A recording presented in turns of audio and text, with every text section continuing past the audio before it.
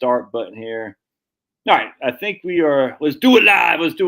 All right, so we are live. Kevin, I see Ted's in the house. Brian, I think Brian, you just emailed me earlier today. We got Kirk in the house. John's in the house. Okay, so we got some folks here already. Looks like we got.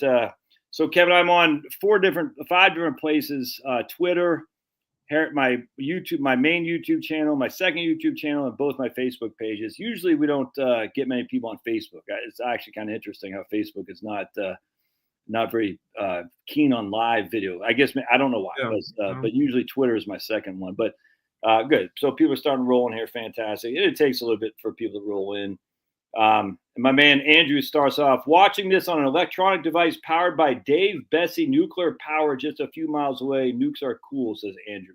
So can you see this right there? What do you see? I can see that. Yeah, it just popped up. Yeah. All right, cool. So when we get questions, so guys, when y'all, if you have a question, Himmery, if you don't mind for Kevin, we'll get into this a little bit deeper, but if you could make it in all caps or just make it significantly caps, and I'll save it. I'll start it, and that way we'll get to the questions at the end. But let me introduce Kevin Hickerson. And Kevin is, who knew that Caltech is a CALTECH? How dare you put CAL, a capital TECH? Yeah, that's not. It really gets under our skin. It's hilarious. It's kind of almost like a running joke now.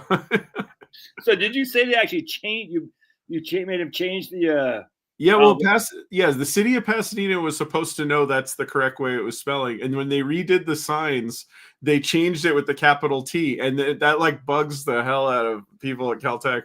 So they went to the city and said, "No, you need to change the signs. You need to make them correct." And they made them go back and replace all the new signs they had put in with the misspelling.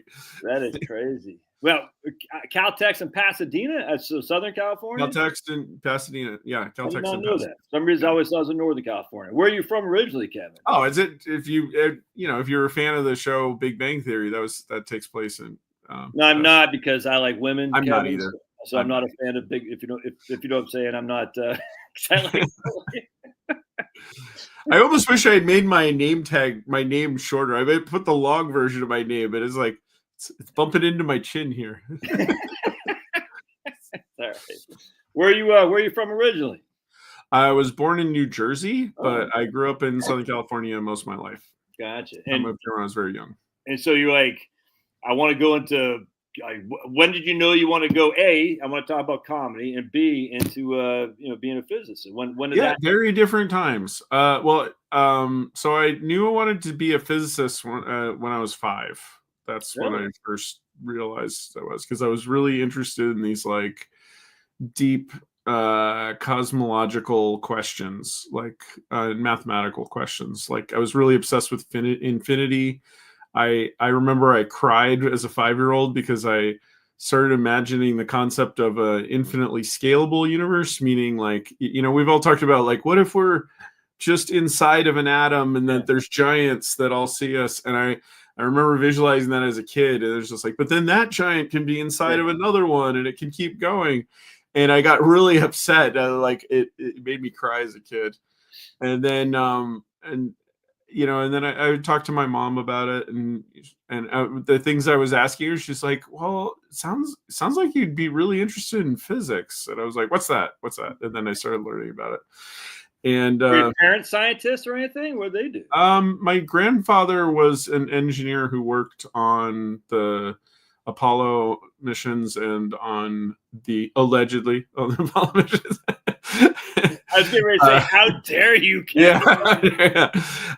And he also worked on the space shuttle. But no, he wasn't a physicist. But my parents weren't physicists, but they were very they were both technotopians. My mother in particular was definitely a technotopian. She adamantly believed everything was going to be solved by technology, and that humanity, like all social problems that we have, would melt away as we enter into a new phase of abundance, and we have lots of energy and robots and things to help us do stuff. So, and she thought that very much till the day she died. And she instilled a lot of that in me.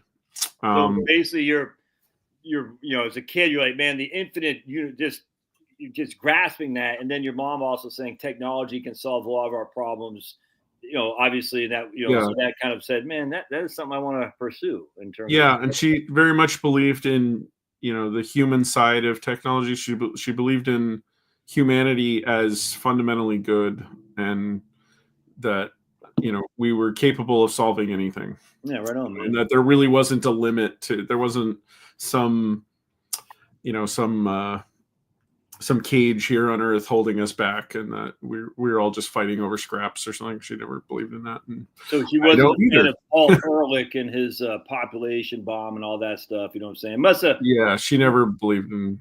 Even though she, both my parents, maybe that influenced them a little because they were bombarded with. I think the Boomer generation was bombarded with population collapse and all this stuff, and there's this Machiavellian idea that just isn't enough resources, and it's frustrating. You see that all the remnants from that, they're still completely on display right now. It's still a major political point that's brought up all the time. It's like, oh no, there's too many people. In fact, I did a podcast with Robert Zubrin, who's now on the advisory board of my company. Great guy, Robert Zubrin.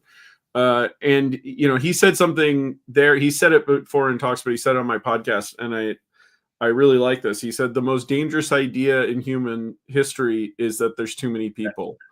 And he meant that very much. He says, you go back and look at all conflicts that have ever happened, and that's usually at the heart of the conflict. And that includes the worst the worst parts of humanity, the worst stages of history, like the middle of the 20th century. That was the driving force behind it, was that there's too many people, and we either need to all sit around eating bugs and owning nothing, or a lot of us have to be killed or something. We have to fight over something. And while I'm not opposed to the idea of us competing, I don't mind that. It's not true that, I'm not sitting there saying, oh, we all just need to share and get along. But the idea that there isn't enough is not what the competition is about. Always crap me up when people say there's too many people, and I'm like, did you? You just said that. You know what I'm saying? If there's too many people, why did you see what I'm saying? Why aren't you jumping off the Empire State Building? Never. Let's take volunteers. Exactly. People, but those kind of people said, so only an idiot would say there's too many people who's still alive. But well, one of the things that's so scary about that is that a modern version of the there's too many people isn't there's too many people, so let me go kill the other guy. There's another, much more darker side of it, which is the antinatalist movement, which is so popular right now, it is like suicide, except it's not even suicide. It's like self-extinction, which is, it's bizarre to listen to people talk about it because it's really prevalent nowadays. And they think they're righteous. That's what, that's kind of scary, All right. So, you like that, and then you. So what happened? So now you're like in high school, and you're like, man, I like this stuff, and you're telling jokes too. Because I find it very funny. So I was definitely into the idea of being an actor as a kid. I think if I had a little bit more Hollywood connected family, I probably would have gotten into acting as a kid, but I didn't. Now, how tall are you, Kevin? Because you look like you're a big guy. How? I'm 6 foot. Okay, and you're pretty big. You look like you're a pretty big guy. So, with your bright blue eyes there, you would have been a good actor, man. They would have said, we love Kevin, but you might have been too tall. Don't they like the short people? They do, but Chris Hemsworth is 6'2", so it's okay. They make a lot. I think I just get the better roles, actually. What's funny is a 6'2" guy looks like a, Norse giant, but, even 6 foot, you just look like a big guy. So it's gotcha. Like you get perfectly good roles that way. So I wanted to go down that route, but I didn't actually start comedy. I didn't think of doing stand-up comedy until I was already graduated from grad school. So I started really late. And what was funny is that if you start late, it's a little different than other things because you actually can do pretty well if you start late because I was already of the age that most people who go to comedy shows were. So I definitely missed the like practicing and stuff like that from an early age that a lot of people do. But a big problem that people who really want to do comedy from age 16 or 18 or something, problem they have is they're not talking about anything that the average person who pays tickets to go to comedy cares about. It's like, oh man, I live in my apartment and I wish I had a girlfriend. That's not actually very appealing to like most moviegoers. Like us, no, we want to go kind of like we want to go watch a football game and not get preached to about woke crap. We don't want to hear all your stupid racial stuff and that same kind of thing. Yeah, exactly. Yeah. So when you so told being older, it I think it kind of helped. When you told your first joke and got a laugh, because my daughter's I have 4 kids. My second daughter has done a stand up at whatever it is, open mic at University of Georgia. Mm-hmm. And she loves it, man. And she's, it's always been funny, but I never thought she'd do stand up. And she says like the high you get from when people laugh at a joke is just like amazing. Yeah, so I bet that's amazing. Yeah. Why are these comedians such scumbags then? There's so many comedians. They're just not good people. I've never understood that. It's the weirdest thing. Well, because that being a great feeling doesn't translate necessarily into it meaning you're going to turn into a good person. I mean, definitely a really notable comparison of what that feeling is like maybe the rush you'd get from like a drug like cocaine or something. It's not a coincidence that comedians turn into cocaine addicts. And the reason is because it is that type of feeling. And like, doing a set where you kill in front of 400 people and you're making all of their bodies jingle is like one of the most amazing feelings. And I love it. And there really is no other way to describe it other than addictive. So a lot of comedians become very addicted to it very quickly. And so, you know what? Addicts aren't necessarily nice people. So I'm going to put it that way. Just because you're getting addicted to getting people to like you does not mean you actually care if people like you. So it means that you like that reaction. So, and in fact, it probably gets harder to make human connection as easily because you walk up to people and like, for example, comedians aren't necessarily going to sit around joking with their non-comedian friends as much after that, That's talk about that. See, that brings me to the podcast you're doing and how you were saying before we jumped on here about, the scientists that you interview. So share with us some of that. I thought that was very interesting, Kevin. Yeah. So after doing comedy for a while, I met Jimmy O Yang and I met my friend Griff Pippin and Owen Benjamin. And we all kind of talked about doing a podcast or something. And then I got really excited about the idea of doing a comedy and science podcast because I knew so many great scientists at Caltech. I knew I could get a bunch pretty good scientists to interview. And then we all knew comedians or actors. We had random Hollywood connections where we get them. And it was it worked out really well. So the podcast is called Surely You're Joking. You guys can go check it out and subscribe and everything. It's on Spotify and iTunes, SoundCloud and iTunes. And one of the things that turned out to work really well about it is that scientists were really excited. One of the hardest parts about starting a podcast when you're not already super famous or something, maybe then it's easy, but if you're, a lot of comedians start podcasts. And one of the things that's hard is getting good guests, because you can't just suddenly get, A-list celebrities on your show or something. It's like you have, because they'll want to know, like, okay, how many people are on your podcast or listening to your podcast. So, but one of the things that was so funny is that scientists wanted to be on because they were excited about hearing about there were other famous comedians that have come on or might be there, and then comedians were excited about meeting famous scientists. Like comedians are like, oh, I get to be on the same show that had Bill Nye. That's amazing. Or Nobel Prize winners or something. So that really worked. And so I use that to book more and more guests. Having a lot of great people. Like I got Alan Alda, for example. That one blew my mind because I watched him as a kid. He's my grandmother's favorite show was MASH, so it was like really surreal to be like, yeah. I booked Alan Alda on here. Cool. Yeah, we had.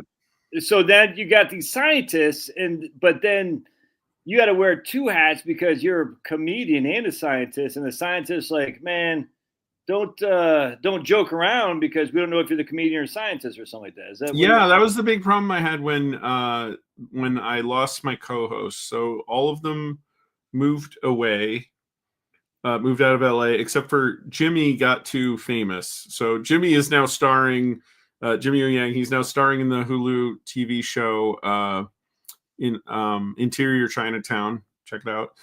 And he was like, he just didn't have time for a podcast, which is funny because like there's a running joke among comedians that the only two types of comedians that have podcasts are the ones who aren't famous at all or the ones who are already very famous, and the ones in between are working on their career. They don't have time for a podcast, so if you're already like A-lister, so then you have a podcast. Although I think that's changing a little in that now it's like expected every comedian has a podcast, especially during the pandemic. I think like a lot of them had nothing else to do, so they started. Yeah, 100%, man. The same thing I'm in financial planning. It's like everyone, every guy has now a financial planning YouTube channel, and just like it's like I don't mind the competition, but just most of them are just boring as hell. Yeah. All right, so let's go into what you're working on, Kevin. So now you've been a physicist. You got your PhD how long ago? In 2013. Okay, so 11 years ago. You've been a professional at working, and making money and all that. Mm-hmm. And you've been wanting to do like what you were talking with Owen on when I was listening to that podcast the other day. You're talking about what's your project you're working on, and So at the beginning of the pandemic, I left my my previous job as chief scientist at another startup. I left that and I started my own company because I got really excited about an idea. And the reason I got excited about this idea was because I had worked in the renewable energy space for a long time, and I was always been really excited about nuclear power, but I was frustrated that it just didn't seem to be going anywhere, so I spent a lot of time trying to understand why it wasn't going anywhere. Like what is it? And there's a lot of like popular narratives about why it wasn't going anywhere, and one of the things I learned is that those narratives aren't really actually the reason. Like a really common one is, oh, nuclear is not popular because people are scared of it. That's a common one. And it is true that it was not popular because people are scared of it, but that's not really why it didn't go anywhere. I mean, lots of things are not popular that still are successful. Like fracking is a great example. Right. Fracking is not popular. Right. People frack because it gives us affordable energy. So it's like, if you're actually making money, it'll get done. So it wasn't as simple as just people didn't like it, there were actually deep, like economic reasons why it wasn't working out right. And it had to do with the fact that what I realized was we kind of inherited too much success in nuclear. And that sounds weird, but let me explain. In the 50s and 60s, we built reactors very quickly. We built a lot of really big nuclear reactors. And that's a big part of why the US is so powerful nowadays, is because both, on the military side, but also on the low cost energy side from building all these nuclear power plants. We could just power cities and grow those cities' economies like really quickly. Yeah. But the problem, there is a little bit of a trap there, because then the idea of just copying that model in the future didn't quite work, because all the best sites were taken already by a nuclear power plant. So that's part of why it slowed, was we ran out of spots to build that type of nuclear plant. And other people have realized parts of that. So Steve Koonin, who came up with the term small modular reactors, he's a colleague of mine. He used to be at the same lab at Caltech, the Kellogg Radiation Lab. And he's a good friend of my advisor. I've talked to him a lot. He noticed this too. And so he said, look, the problem is when you're trying to build one that powers a city, right, once you run out of cities, you can't do anything with it. So he suggested that they be built more the way traditional industrial things are built, meaning as big as possible on an assembly line, and then you put those in a lot more places rather than trying to build it one-offs in each city. And so the idea of small modular reactors was born there. But I realized that there was still a problem with this, which is that even making electricity as your only thing that you use nuclear for causes you to have to connect it to a big grid tied location still attached to a city. And really what we needed was a way to power things that were not electric using nuclear. Yes. I know there's some people who are saying like, we're going to electrify everything. I hear that term a lot. And it's like, that's a nice dream or something. But to me, that's not techno-utopian. That's saying throw out everything that's ever been made and replace it with something more expensive. Like I still drive a gas-powered truck, for example. I just bought one. Sorry. I like my truck. I didn't buy a cyber truck. Don't plan on it, actually. Because there's some things like gasoline are really good at. Yeah. So I knew that some people in the sustainable world had talked a lot about making things like fuel using solar and stuff like that, but they also had like this huge economic problem, and their economics always boiled down to the fact that you could do the chemistry to make the fuel from scratch. And from renewable sources, but it took a lot of energy doing it the way they were doing it. So I realized that standing in front of me is that these three things could be done all at once. Meaning you could take biomass and convert it into fuel using energy from a nuclear power plant. And the economics work out really nicely. That's the part I got really excited about. And I was like, okay, this is what I want to do. So how did you figure out the economics worked really nicely? What was the basis for that? Well, because the thing that nuclear is really good at, and the thing it does the cheapest, is provide a very large amount of high quality heat, high temperature heat in a small space. And that's something that renewables don't do, and they're not going to do. Right. Ever. It's like I worked on solar concentrators for a long time, so I know the thermodynamic limits of solar concentrators. They're not going to be able to do it.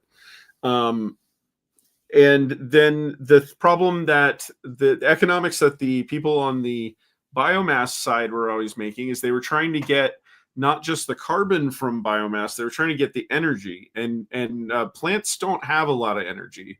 There is the most energetic component of a plant, which is glucose, or the sugars. And you can use that, and you can do things like you can ferment it and make ethanol. But that's a very inefficient use of the plant. That's using less than 10% of the plant's product to make energy. Can you question here, Kevin? Explain, like, you're not even talking wood chips, you're just talking straight plant, like green waste, essentially? Is that what it's actually all of the above. Yeah, I see the question there. Yeah, so biomass in general, on one end, we could use any biomass, like literally people could walk in there. I'm not suggesting that, but people could walk in there. You could convert people into fuel if you want. But really, the main thing that can be used as biomass is anything that used to be alive. Carbohydrates is pretty much the class of chemicals that I'm talking about. Carbohydrates. So anything from cellulose to starch to sugar, and that entire class of biomass. All right. So anything that was previously living can be and economically, the sweet spot is farm waste. Yes, I meaning the stuff left over that farmers don't sell as food and things like that. Because farmers do, like I mentioned, farmers sell a lot of corn. They sell it as animal feed, human feed, and ethanol input. But there's like 9/10 of the plant left over. And a lot of times, so some of that, they even cut that and feed that to cows, although they usually have to enhance it a little bit. But a lot of times they leave the rest. There's a whole section of the plant called roughage. So farmers have nice names for all of the parts. There's silage, stover, and roughage. Even roughage is usually just not even cut down. It's just left on the field and tilled back in. And it does serve some function there, but it's not completely 100% necessary to be at that stage. And you still got to use energy to till it back in as well. You know what I'm saying? Because it's not going to it's just not going to go back to the thing on its own. So you can gather up all this stuff, farm waste and stuff like that, almost like a what's the word I'm looking for, man? When you put it back in your garden, I can't. Yeah, you can gather like up compost.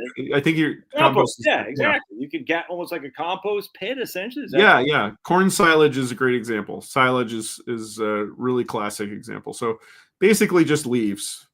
Basically, just leaves. So we got all so this. Leaves don't have a lot of energy. Like a really good example is we don't even consider it food. We can't eat grass to stay alive.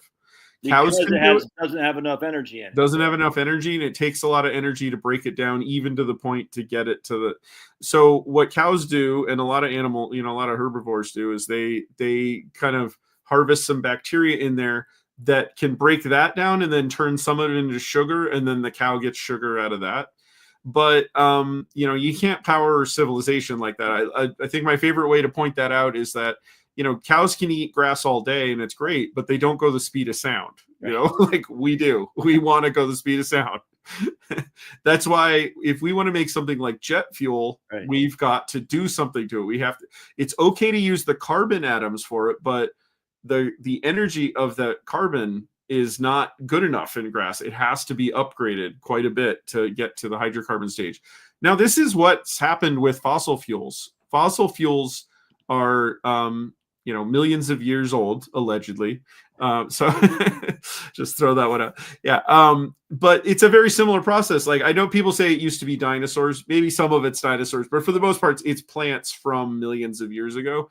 And that process involves geology covering up that material and then crushing it and exposing it to heat and pressure and a lack of oxygen for many years. The oxygen is pushed out, and that stuff was also converted from carbohydrates into hydrocarbons.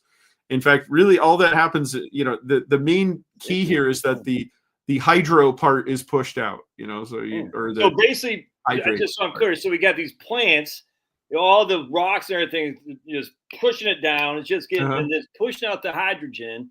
I mean, the oxygen. Pushing out the oxygen. So that's the hydrocarbon that's left that's making us be able to fly our jet planes. Yeah, exactly. Yeah. So it also charges it up, so I really like to think of it. It's almost like treating the carbon atoms like a battery. Like it's not storing electricity, but it's storing energy. Yes, and that's the same way we're looking at it. We're saying, look, we have enough carbohydrates in the world already to more than make up for the amount of fuel we actually burn. I mean, the amount of carbon emissions that goes out is smaller than the amount that the planet pulls in annually all the time into plants. Plants are doing this all the time. They're pulling CO2 out of the air and forming carbohydrates. And we just want to be very efficient about how we do that. We don't want to just spend 10 times as much carbohydrates for 1 gallon of, we don't want 10 gallons of carbohydrates for 1 gallon of jet fuel. It can be much closer to 1-to-1. And you can do that with a nuclear reactor, which provides heat to replicate that geological process. Except instead of taking millions of years, it takes a few seconds. So you're taking this biomass, you're putting in a nuclear reactor, which is generating the heat to do the exact same thing that, essentially the hydrocarbons were formed from 1 million years ago or something like that. That's kind of for a guy like me, that's kind of what's happening. We're just mimicking that, except instead of taking millions of years, we're doing it in seconds with a nuclear generator, essentially. Yeah, that's the 30,000 foot view of what we're doing, how this works. And what is a nuclear generator? Like, how does that do that? That can't. I mean, I guess. How can that's not happening now? I guess you see what I'm saying. Like I know that. What is the nuclear doing exactly to provide that heat? Well, that's a good question. So one reason is that I invented this idea. So that's one, and I've done that before. I've come up with ideas that people haven't seen before. Just my humble brag right there. I'll keep it to a minimum. Keep it to a minimum. But yeah, I mean, I really was the first person that I know of that I've seen to come up with that. But there are other historical reasons why it wasn't like completely obvious to do this in the past for several reasons. And so there are reasons why. I mean, if there were the pieces in place, somebody else would have also realized this was a good idea. But there's a lot of things that have changed over time. So one is, the idea that we need to replace fossil fuels wasn't super important in the past, right? And it's that has gained momentum because it's costing more and more to find new sources of oil. When you could go into your backyard in Texas and you just take a pickaxe and then oil comes gushing up, it's a lot less important to figure out an alternative to that. But if you're sitting there trying to negotiate what country's going to allow what oil pipeline, and you're having to use more expensive technology to do Arctic drilling or fracking and stuff, the price of oil is going up. And so finding an alternative that's cheaper is suddenly a lot more important. So that's one reason. There are some other technological reasons why it wasn't. There's a new type of fuel that we're using. We are not the only ones to be using it, but this new type of fuel has taken years of research to get to. So even though nuclear is an old idea, this way we're doing nuclear is new in the last 20 years. And in particular, this fuel has only been approved for use and export recently. And this fuel is called triso fuel, and it's a really cool kind of fuel that can't melt down. I think Elon Musk, when he was on the campaign trail with Trump, he mentioned this one. Somebody asked him about energy. I was really proud that he mentioned this. I mean, he wasn't talking about us, but he was talking about the class of reactor that we're making and that a very small number of other companies are working on. And he was saying there's reactors now that can't melt down no matter what you do. And, he's like, you can go and hit it with a hammer and it will not melt down. That is exactly the type of reactor we're designing, is that and the reason is because it uses that type of fuel. And so that's also important. So even though nuclear meltdowns have not actually hurt very many people, compared to any other energy source, very few people have ever been died or injured from a nuclear accident. But the fact is, meltdowns are scary, and we should avoid them anyway. And that's why I'm not saying all nuclear reactors have to be 100% meltdown proof, but certain types should be, and ours is. And that type of fuel not only is a meltdown proof, that's also the thing that allows us to run it at a higher temperature. And it's that higher temperature that allows us to drive this process. If you're just trying to boil steam, you don't need it to run as high as we're running ours. So because you're not just trying to boil steam, you need to have more heat. Yeah, you needed the temperature of that heat to be higher. Steam, you don't really trying to boil steam. Like, what's the reason? What is the benefit of not just because one guy just said you said something about that nuke only creates right here heat for steam. So what would be? That's my man Clint there. Well, it's a bold claim. Yeah, I don't know what he means by only. I mean, right now that is what all nuclear is used for. That's probably what he's saying is what it's used for. But yeah. Currently, that is how it is. So that's one of the main reasons why it hasn't been done before, is that if you walk up to a traditional reactor, you would not be able to run this process. Now, people have built research reactors that run at higher temperatures, but no one's made a public utility reactor to run at this. And that's because the fuel was not uranium anymore. It's going to be it's still uranium. It's uranium oxide. It's called triso fuel, and the thing that makes it special is not the chemical composition of the fuel itself. It's that it's surrounded in ceramic shells, and it's little tiny kernels. They're about the size of a poppy seed, and they're coated in like a ceramic coating.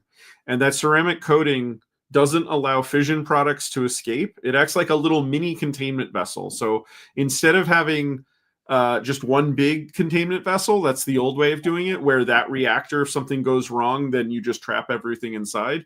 This is that the normal operation of the fuel is that all the uranium fissions inside and all the potential fallout material stays trapped inside. And also it has a very high melting point. It's above 2000 degrees. And so as long as you can design the reactor so that even if the worst case scenario happens, it never goes above 2000 degrees, you can say with confidence that it will never melt down. And you can design a reactor to do that. You can do it with this type of reactor. You can design it so that even if all the cooling stops, it'll get hot, but it won't ever get to the melting point. And so because you can do higher heat, that allows more to be done with it, I guess. Is that the, you know what I'm saying? You can like make jet fuel. Yeah. But you can't do that right now. You can't make jet fuel. No, we can't use a traditional nuclear reactor. No. There are, now this is a big sticking point because there are other startups that are trying to make something called e-fuels, and they will argue, no, we can still use electricity from that reactor to make fuel. And there's some really good thermodynamic reasons why that doesn't make economic sense. So the thermodynamics says it takes more energy than the energy that you produce. And so it's just it sounds nice though, so it's very appealing to investors and the public. But it's anytime you're heating anything with electricity, it's just not efficient. I mean, it's just because there's all the loss in creating the electricity and so it's frustrating because it is appealing to some people, but that's just part of a lot of this is about public narrative. And just talking to investors. I talk to Owen a lot about talking to investors. I'll talk to you about it. By the way, if there's any qualified investors listening, please contact me.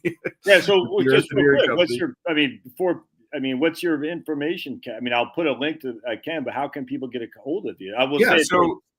The company's called the Eartheneering Company, so you can message me at my email address for that. I'll send it to you. The Eartheneering Company is what's called, everybody. The Eartheneering, and Kevin's on LinkedIn, I think. Yeah, I'm on LinkedIn. Yeah, that's a great way to contact me. Actually, if you want to follow my socials, I'm KP Hickerson at Instagram and on X. You can contact me there too. I get when I do shows like this, I get if I do own show and stuff, I get contacted by people I didn't even know. I don't even know how they find them sometimes. I mean, I mention it and people share it, but I get contacted by all directions. So that's because it's such a fascinating topic, and everybody knows that where we're going is something's got to change. I mean, we can't just. That's why I don't mind the fact that people are trapped by old narratives, because we're trying to build a new narrative. I just want people to understand it so that it become I think it was Thomas Edison said that all ideas go through 3 stages. This was on my old boss put this on the entryway to the building. So I know this one, we'd see it every time. At first they're ridiculed, then they're thought it was brilliant. And then they're considered. They ridicule you. They laugh at you, and then they join you or something like that. Yeah, exactly. So that's just part of how narratives work. And I'm no stranger to that. That's just how the world works. So it's fine. The issue with the Greens, I never understood why they can't acknowledge this, Kevin. And this is why I found your stuff fascinating when I heard you on Owen's show, is that you can't be green and fly in a plane, and you can't be green and get on a cruise ship. You just can't. I mean, it's impossible to do that. Yeah, that's why we were talking about the Malthusians, at the beginning, where people want to just tell you, oh, there's too many people. We can't use anything. We got to eat bugs. That's one of the things that's frustrating. This is where the Greens lost me, is when they started teaming up with the Malthusians. And they're like, no, we're the problem. What do you mean? Yeah, of course we can't fly because we're not going to fly. We're not going to fly because we're all going to be extinct and not have kids. It's just like, that's a philosophy that some people have, and it doesn't work for me.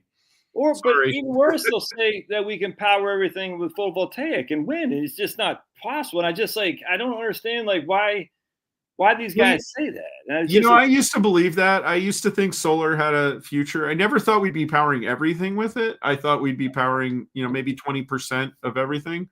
But the more I learned about it, I worked on solar. I'm a really accomplished solar guy. I have patents in solar. I've solved a lot of interesting problems in solar.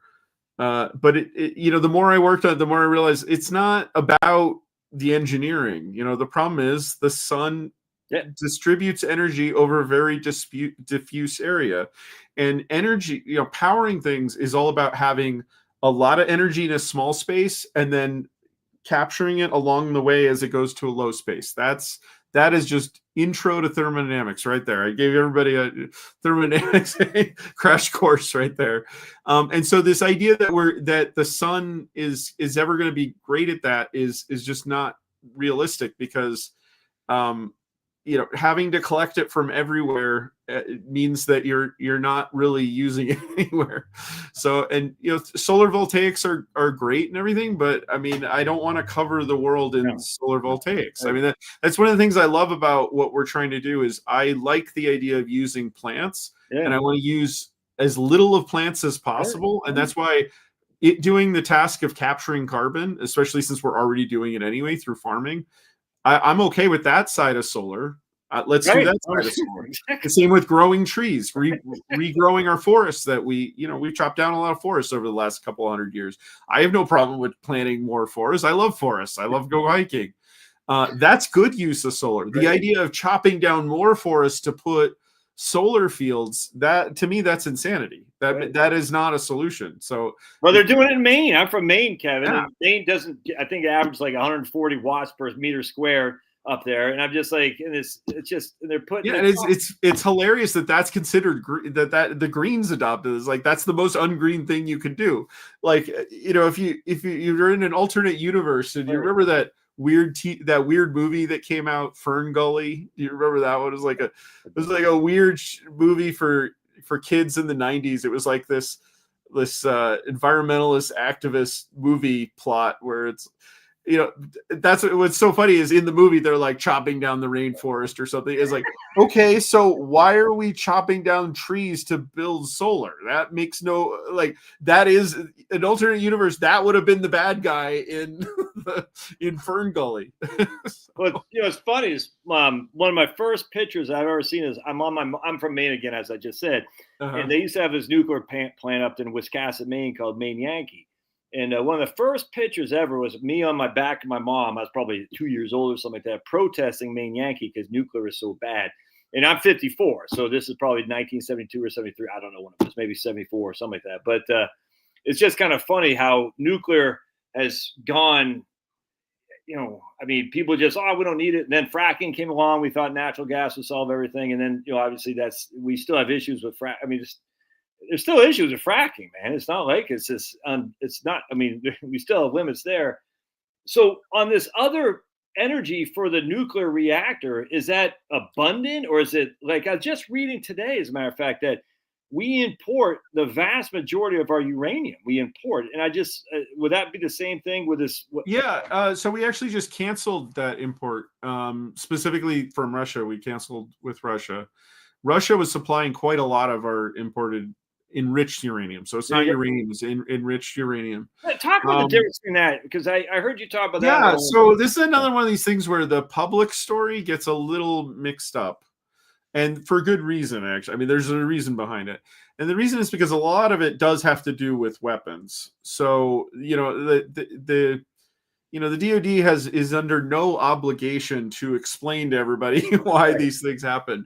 But a big reason why we import enriched uranium from Russia is because we didn't want Russia to stockpile it. So a better way of thinking of it is that we were essentially bribing Russia to give up their enriched uranium, so there wouldn't be warehouses full of it sitting around waiting to be put into weapon systems. That's not the same thing as us saying we're dependent on them for it. Right. So interesting. I did not know that. So and it's the same. We also have giant warehouses full of it. We just can't disclose what that amount is.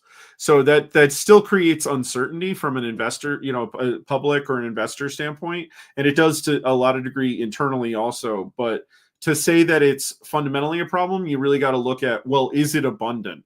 And is it abundant? That's a more important thing. Yes. And the answer is resoundingly yes. There's thousands and thousands of years of uranium all over, and we haven't even begun to start mining it the way that we could if we were running out. I mean, a good example is uranium can be mined directly from ocean water. It's dissolved in ocean water. There's quite a lot of it. There's, again, thousands of years worth of uranium in the oceans.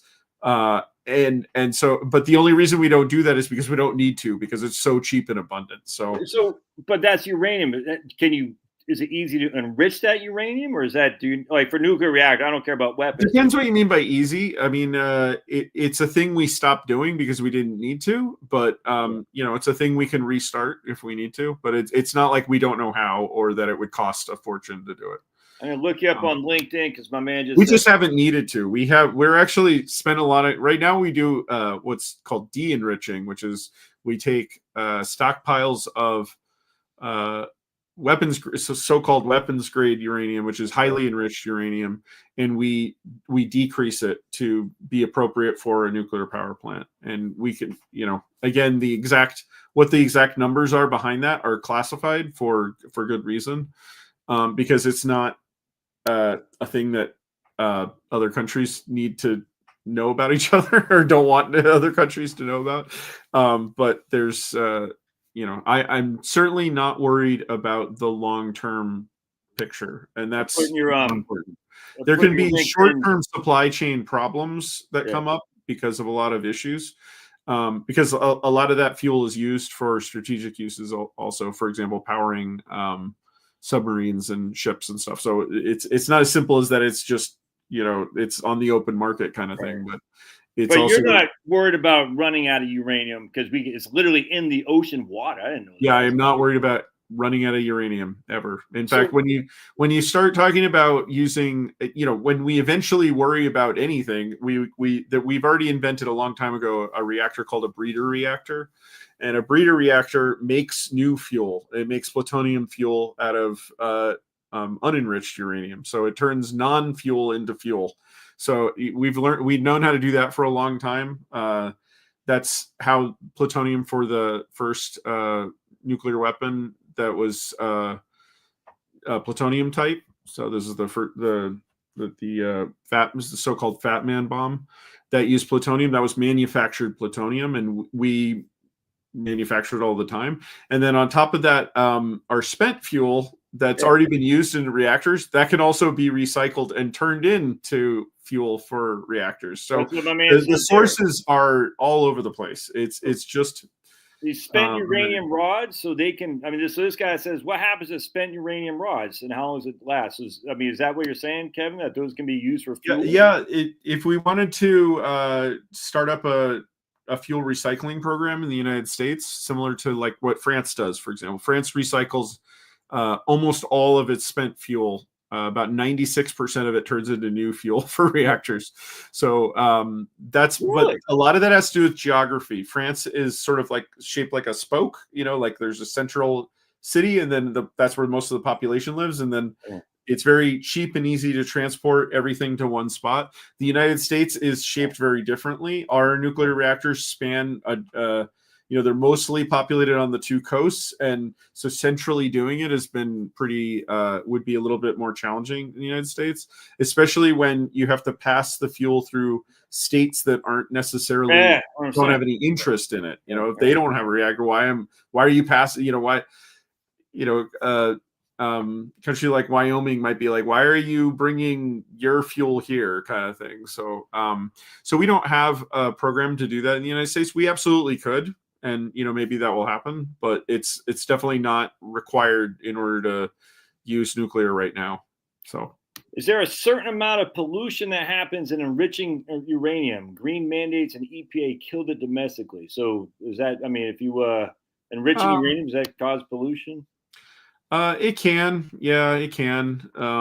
It just depends on how you do it. A lot of the pollution problems related to nuclear stem really back to the Cold War, and they have to do with early, the strategic importance of developing a weapons program for the United States was really what was driving lack of concern about safety. But as soon as you have a public, as soon as you're involving making energy on the non-government side, military side only, you follow all the same safety precautions, environmental precautions that you would anyway. So it's not a deal stopper. Are the current version of nuclear generators still steaming the turbine? It seems inefficient. I think we kind of talked about that a little bit about the what they're currently doing right now. Yeah, I'm not sure I understand that question. Are there the current versions? Are they still steaming? Yeah. It's. I wouldn't say it's inefficient. I don't agree with calling it inefficient. Turbines are amazing. Actually, they operate very close to what's called the Carnot efficiency. I don't know if how familiar people are with it. But Carnot is the physicist who first looked at this. What were the limits of driving turbine? And basically, it's just a measure of how easy it is to convert heat into work. And electricity is work, and that conversion always takes a loss. It's a fundamental law. It's actually very mathematical. You can derive it like in the mathematical limits. So to me, like a really good way to think about it is work is, imagine that you have a balloon full of gas. When it's hot, the gas is all moving in all directions, and work is when all those things are moving in the same direction. Yeah. And so there is a geometric reason why you can't ever get something where everything's moving in all directions. You can't just then suddenly steer those all to be moving the same way. That's what's difficult about it. And that's called the Carnot efficiency. It's the same with jet engines. I mean, jet engine converts heat into work because it gets really hot inside the jet engine, and then it redirects it out the back. It's even the same with a rocket engine, believe it or not. That's exactly what a rocket engine does. Is it has a very hot core, and it redirects it all facing backwards. That's one of the reasons why a rocket is shaped that way, is because it is the most efficient heat to work converter there is a rocket engine. That's why it's called propelling. Is that the jet propulsion is propelling? Yeah, and it literally just propels it backwards. Yeah. So you always get some loss. The losses on a rocket are the lowest of all the losses. Oh, okay, gotcha. But we can't run everything by rockets, not yet, anyway. Now, this is my own question, Kevin. On this, just solar photovoltaic, and I just like, because you're an expert here, but I've heard in the labs they can get 35% efficiency, and everyone's like, "Oh, we're gonna have 50% efficiency and all that." And I said, I don't even know it's physically possible. Even 35% they can do in the lab. That's a great question. Yeah. So I know quite a lot about this. In fact, I went to a conference once with the author of there's a book, and I'm sorry, I think the book's called Solar Cells or something. He's like considered the world's expert on it. But I mean, really, we just talked about the Carnot efficiency and treat it like a heat engine. A solar cell is also a heat to work converter. And a lot of people don't realize that because the solar cell doesn't get hot. But what's really interesting is that this law is so important. It scales down even to the photon level. So when a photon hits the solar cell, it is still a heat to work converter. And except in this case, the heat is the color temperature of the sun. Yes. Which is 5,000 degrees. And so it's so it's potentially pretty good. But then there's these other practical limits also, which is that sunlight is many different wavelengths. Yeah. It's not one wavelength. And so the only way you can actually build a cell to very efficiently convert all wavelengths of light is to build something called a multi-junction cell. And even in the infinite limit, right, meaning that you have an infinite number of layers to this multi-junction cell, and every single one picks out every frequency. The limit's about 86% is the limit there. We're never going to build one like that, but the next best is that there's 6 junction cells and there's 3 junction cells. 3 junction cells are what's on the space station, for example. So we use those to go to space, and they're not based on silicon, they're based on germanium. And the reason those aren't on every rooftop is because germanium is very rare on Earth. Significant, way more rare than uranium, for example. In fact, there's only a few dozen tons of germanium in the world at any time. They're held in stockpiles.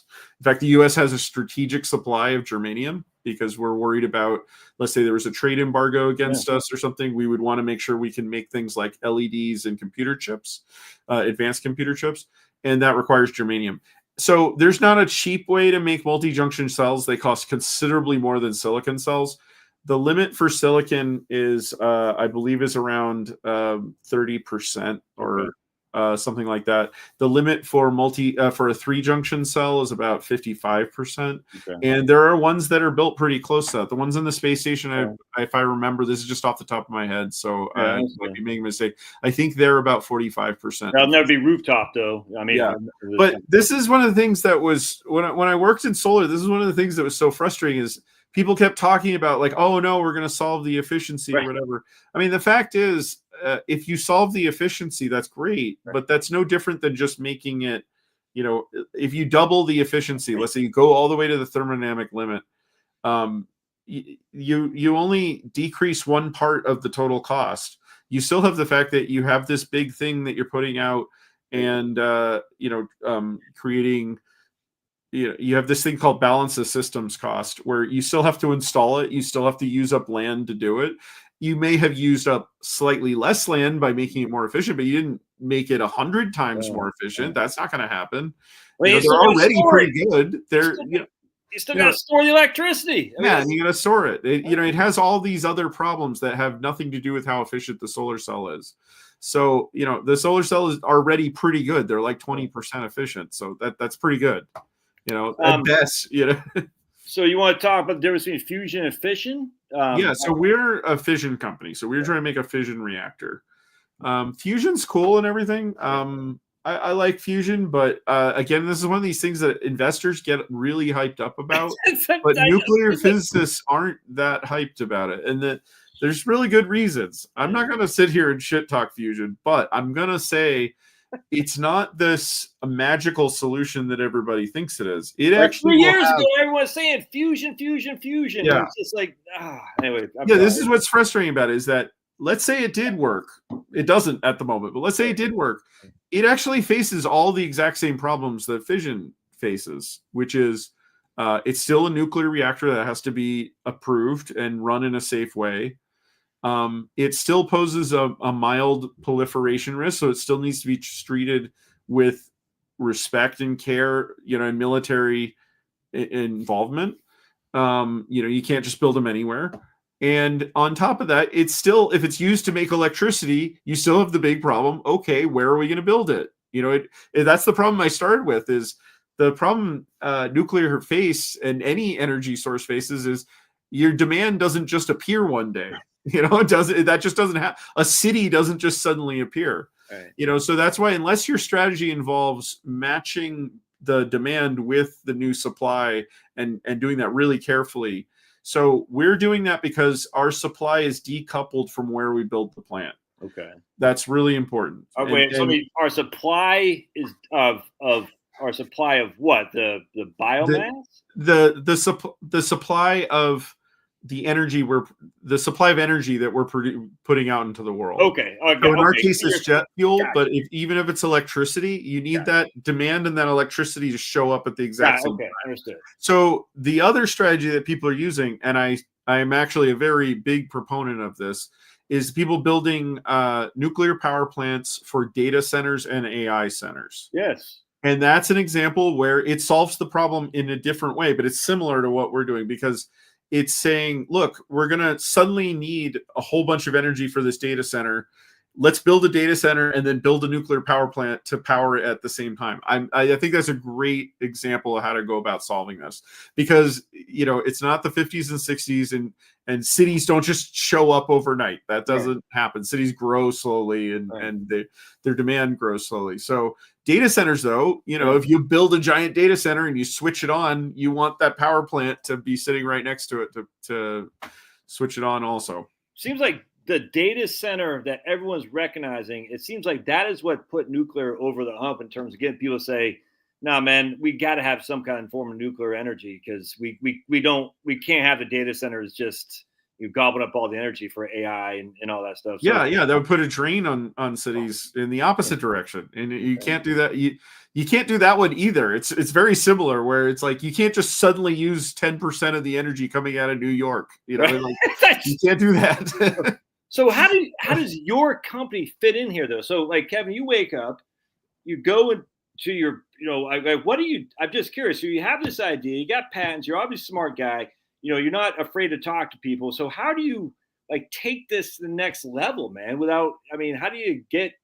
I know you need investors and all that stuff, but how do you? I think that's the biggest problem I have at the moment, is getting lead investment is the hardest. It's really the hardest, because who can invest? I talk to a lot of people who are extremely interested in funding this once we have a lead. And that's one of the most painful things to hear, is like that we want to fund this at a much bigger level than I'm asking, but we're waiting for a lead. So, and this is just a problem a lot of founders face. is that until you have once you have a lead, I don't get what does that mean. Lead just means the first person to put in the. Gotcha. So usually sometimes it goes by many names. Sometimes it's called seed. Okay. Sometimes it's called pre-seed. They give it all kinds of names. Talking to investors up in the Bay Area is like talking to the Inuit about snow. They have like a million different words for it. So they have a whole their own language about it, about investing. But getting lead is really what we're looking for right now, and that's the hard one. But that's okay. I knew that. But how do we grow from there? There's certain milestones that we have to do, and those milestones are designed to de-risk for the next round of investment and for government contracts. And from there, it goes pretty well, I think.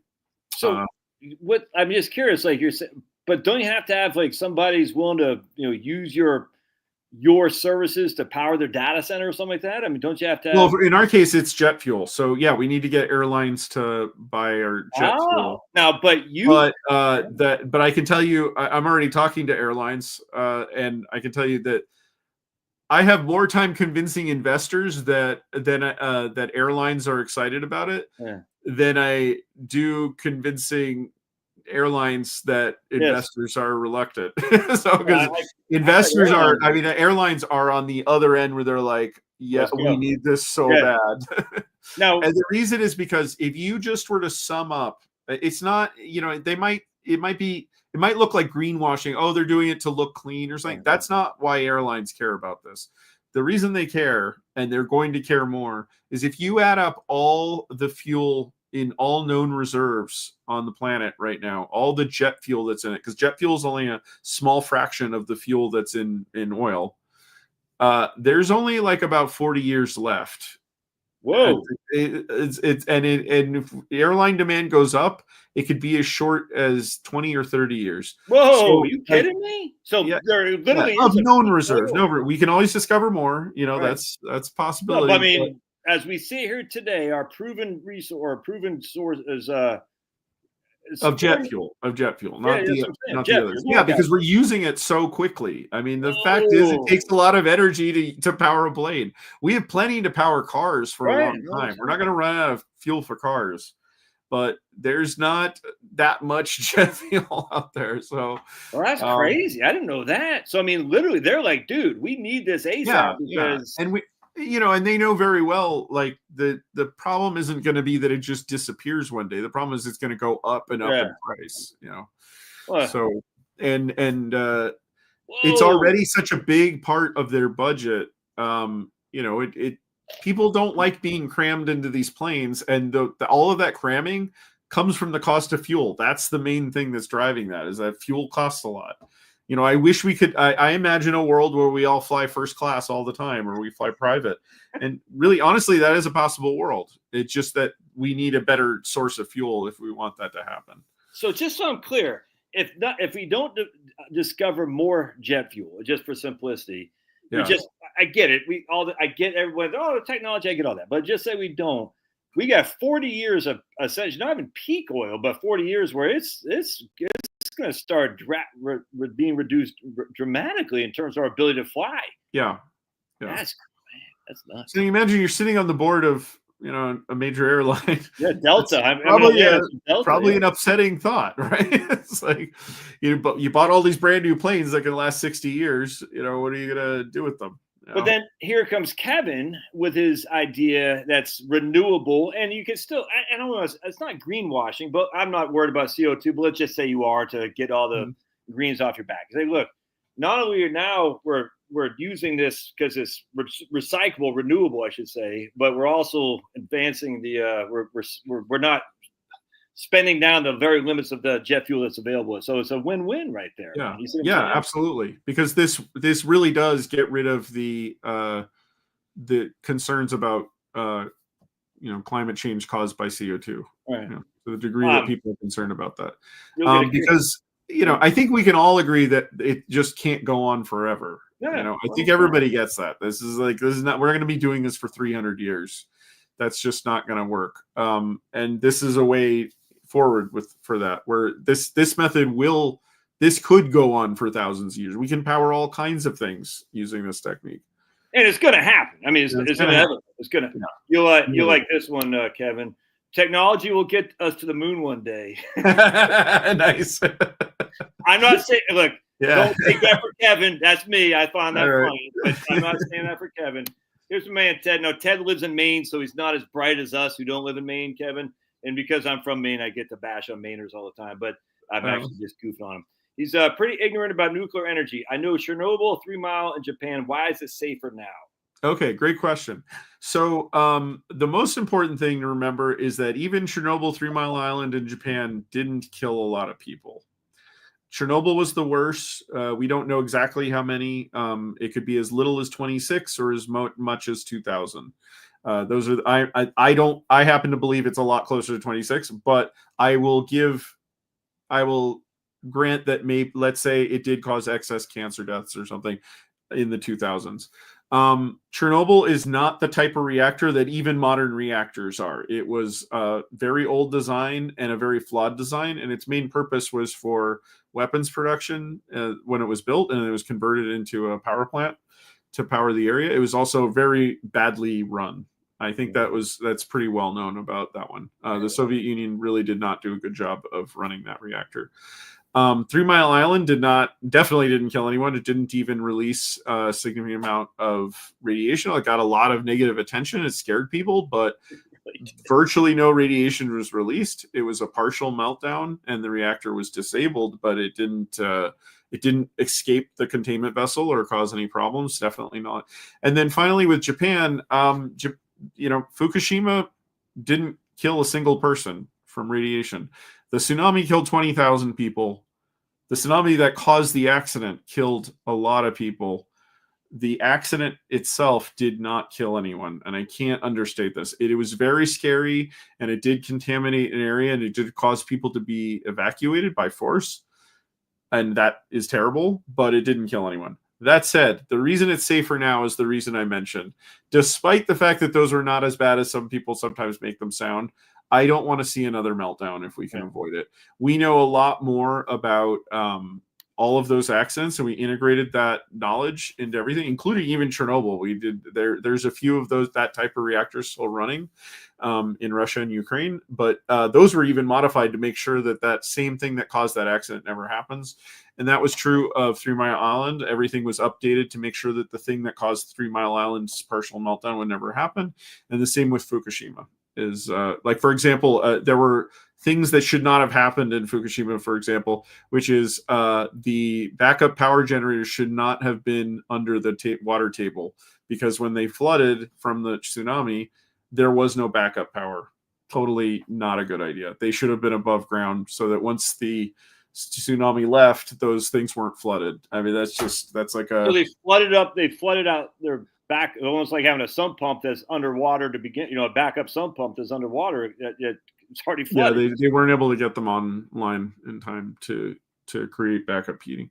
But that said, even that, I don't want to have another meltdown, and so our reactor and several other new reactor designs are meltdown proof, and I think that's pretty important. Is that because of technology that the TRISO fuel that I mentioned? Yeah. Right.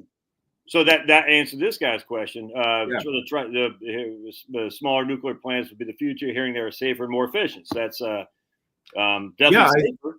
Absolutely. I mean, I think it's amazing that they designed such great nuclear power plants back in the 50s and the 40s. That's great, but we have tools now where we get to use computers to simulate all kinds of scenarios that we can't. They didn't used to be able to. They would just think of the scenarios and plan for those.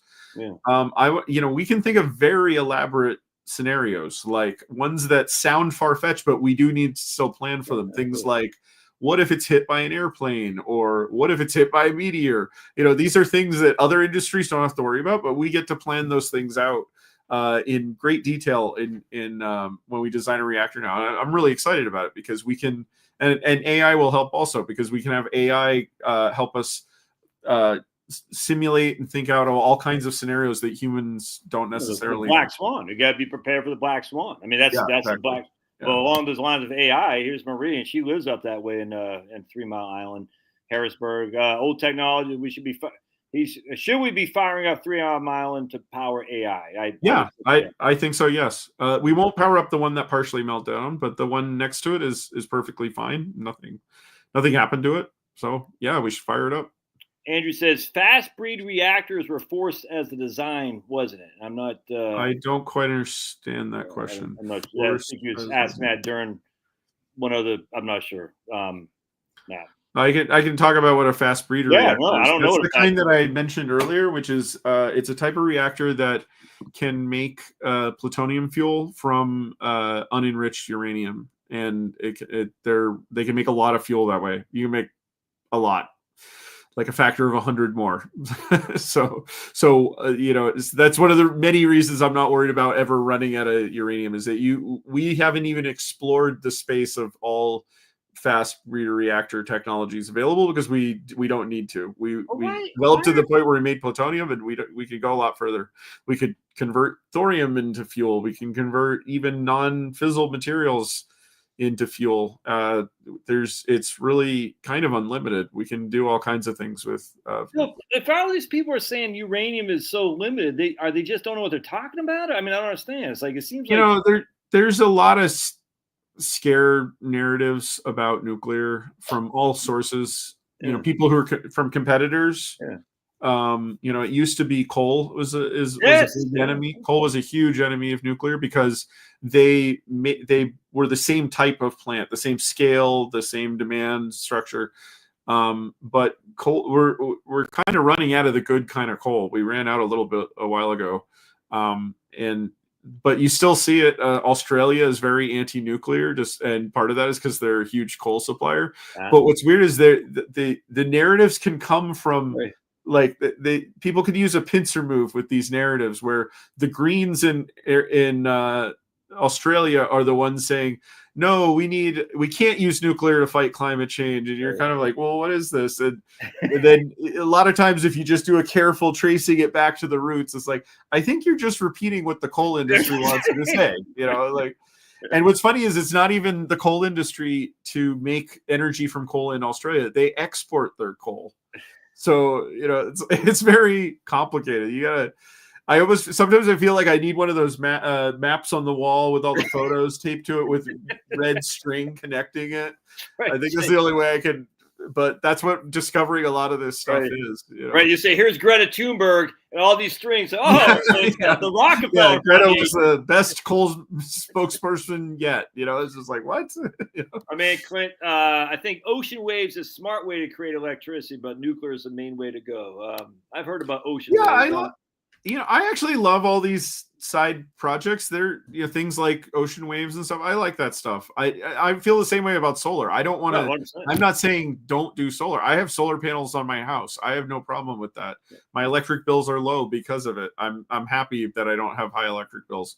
So that all this stuff, things like these using ocean waves and stuff, it's all very cool. Just as but nuclear is the best way to really tackle the big pieces of it. That's my view of it. Do you have a battery bank, or you just run it? Are you grid tied on your? No, we'd be grid tied to run the the energy parts. We probably wouldn't even make the energy ourselves. We could do that too. It's just probably cheaper to buy it from the grid. So no, I'm saying on your rooftop. Well, we're not making electricity, so we don't need to export electricity. No, I'm saying for your house. For my house. No, I'm tied to the grid. Yeah. Okay, gotcha. Yeah. Which there's a blackout. It is kind of annoying. I'm like, I have these panels on the roof. I forgot what we're talking about here. Power anything. It's annoying. The projected. Yeah, see, now I'm not. I think this was recycling. I can't remember what Thomas. What are the projected? What are the projected costs per BTU reclaimed? That was for the. I'm not sure what that means. We don't use the unit BTU for our stuff, so I don't have them all memorized. I can say that we're aiming for 1 cent a kilowatt hour thermal. That's probably the best way to. Okay. 1 cent per kilowatt hour thermal. Okay. Yeah. And we don't have to hit that target to be successful. That's just the target we think is realistic.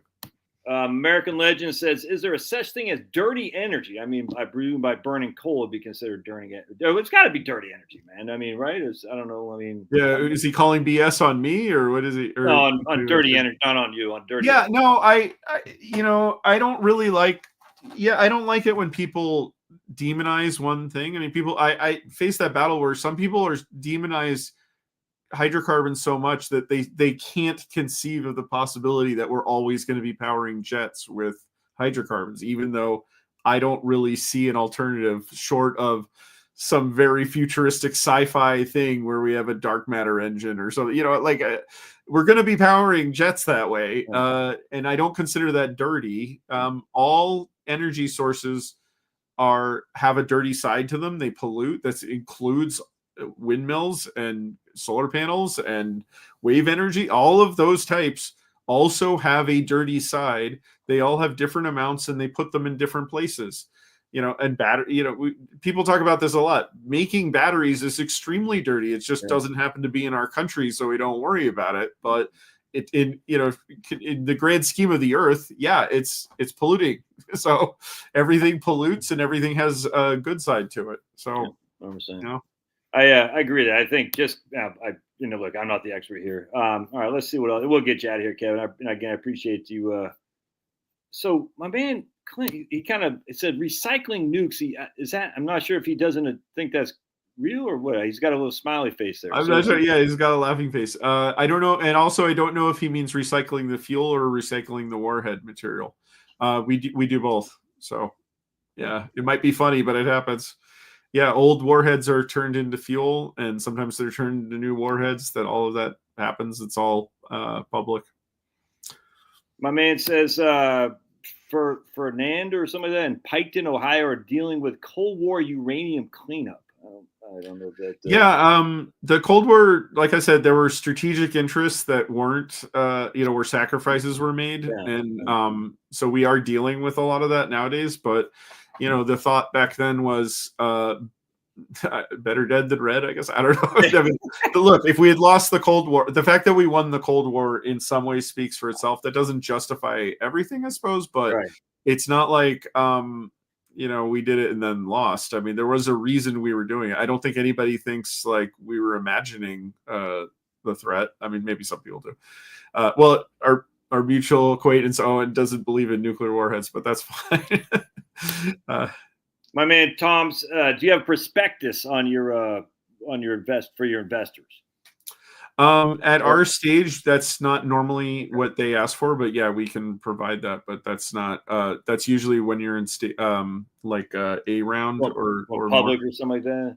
It's required when you're public for sure. Yeah. But I mean, investors aren't even the type of investors I deal with are usually very savvy about lead round. So that's why they're called. They're not usually looking for something accredited. Like that. That's why they're called accredited investors, because they're savvy about the lead rounds. Yeah, and there's some SEC rules about it too.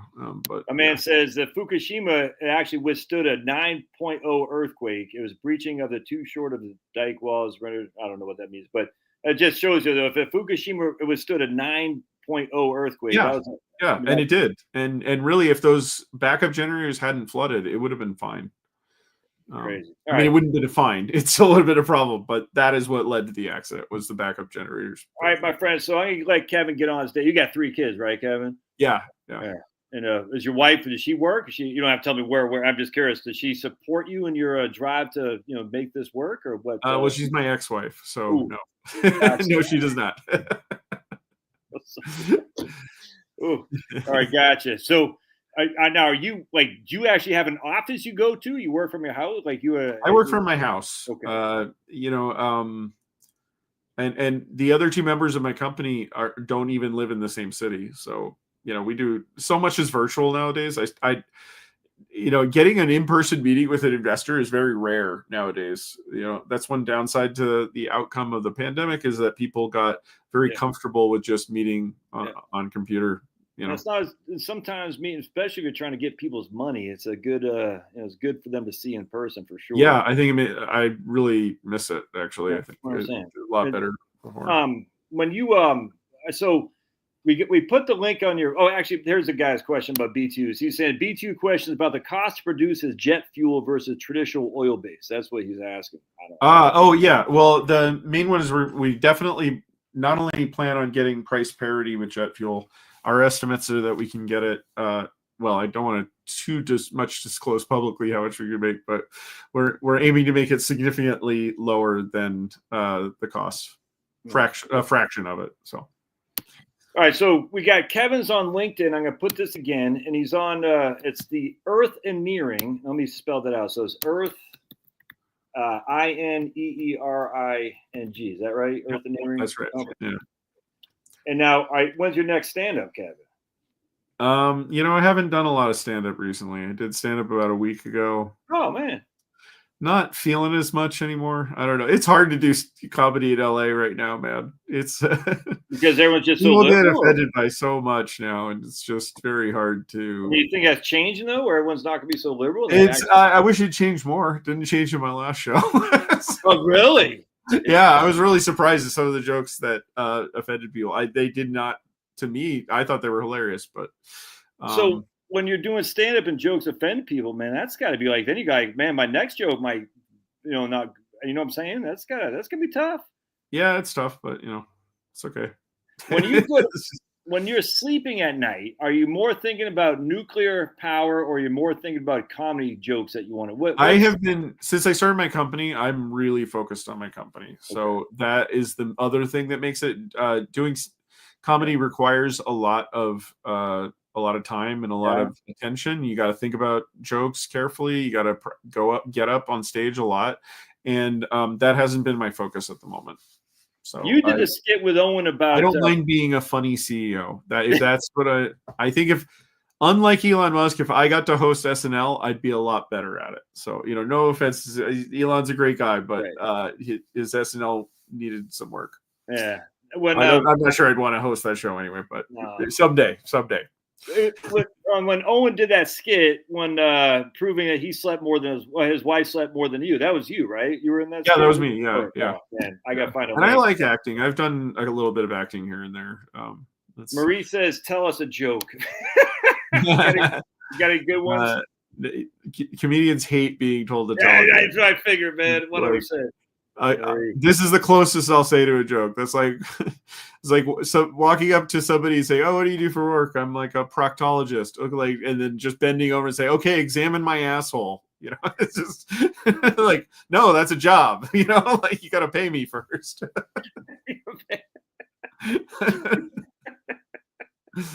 Look, I don't have my gloves, my stethoscope, and you got to pay me. Sorry, it's that simple. Same with comedy. You don't walk up to a comedian and say, "Make me laugh." The link on his LinkedIn page is broken. All right, I just thought what? I thought I just posted that. Hold on a second. I don't want broken links. What's broken? No, I could have sworn I'll check that out after the show. I'll look into it. No, there it is. It's all right, Tom. I'm gonna post this right here. Hopefully it works. It's I see him. So I'm gonna post this. Tom, if you don't mind, just go on there again real quick. What was I going to? So, Mike, that should work. I mean, it's Kevin Hickerson. Yes, Marie, just because she's the one that said, "Tell us a joke." If you have any good jokes about bicyclists, because everyone hates bicyclists. You know what I'm saying? Like we're taking up the whole freaking 20 feet of yards. It's crazy. Man, I even told a joke after being told to tell the joke, but it was mostly about how I don't like telling jokes. Kevin, I appreciate you being here, man. All these people are. Again, Michael says, "Nice interview, Josh. I wish Kevin the best of luck." And I think you're crushing, man. And we have a lot of comments I just kind of overlooked because it's already been on here an hour and a half, and I want to get you onto your day. But man, I really appreciate you doing what you're doing, Kevin. Keep it up, man. And thanks. Thank you for having me. This is really fun. You asked a lot of great stuff. And anytime you want to jump back on, if you got some new stuff, man, I'm wide open, man. Just let me know because I absolutely fantastic. Yeah. All right, man. All right. God bless. Thanks, Kevin. We'll see you, man. Thanks, guys. See y'all. Right there.